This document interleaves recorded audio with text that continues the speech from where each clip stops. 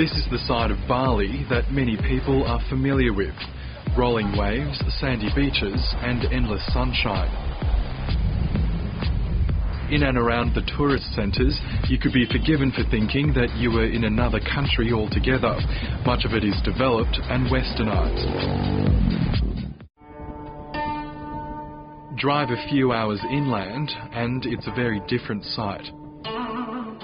Tourism is non-existent, and the further in you go, the greater the poverty.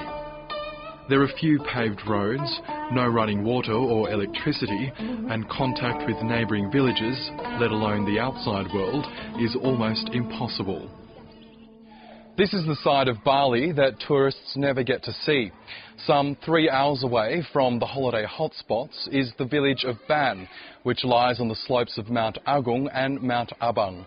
It's considered to be one of the most impoverished villages in Indonesia, and it hasn't reaped the rewards of the tourism dollar, which has seen the rest of the island flourish.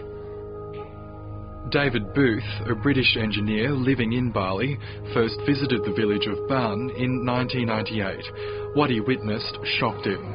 With the nearest hospital hours away, the child mortality rate was high, malnutrition was widespread, and iodine deficiency, which is easily treatable throughout the rest of Indonesia, was rife. It was far more dire than I could imagine and visualise. And so after 3 months visiting till June, I realised it was the village that needed my help. And I just realised that I'd never seen anything so bad in my whole life.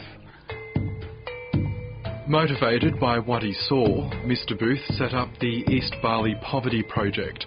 Staff began educating residents about good nutrition and hygiene. Medical checks were conducted and medication was dispensed. Soon enough, iodine deficiency and malnutrition were all but eliminated from the village, and fewer children were dying. But 14 years later, the area still lacks the most basic services. Education here was non-existent until a few years ago, even though primary school is compulsory for all Indonesian children. With the support of international charities, the Poverty Project has built 3 schools, and staff say literacy has now reached 100%. This teacher, a former student, says education is the key to development here. This school is important so that the children here can learn to read and count. I hope this village can progress and grow. Despite signs of progress and development, there's still a long way to go for the village of Ban.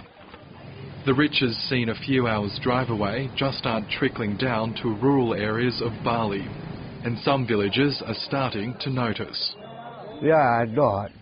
The local and provincial governments still aren't providing what we need. We need roads, electricity and running water. David Booth says the divide between rich and poor is disturbing. The contrast between the wealthy part of Bali and the east of Bali made me feel very sad, exceedingly sad. Basically, it wasn't fair.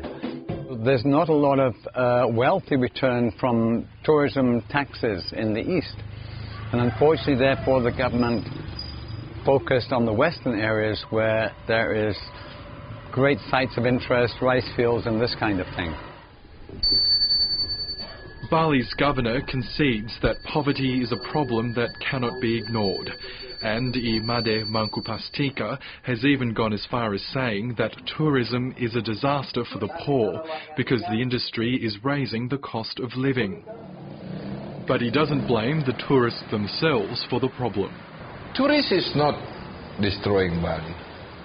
The greedy investors are destroying Bali because some of these investors are greedy.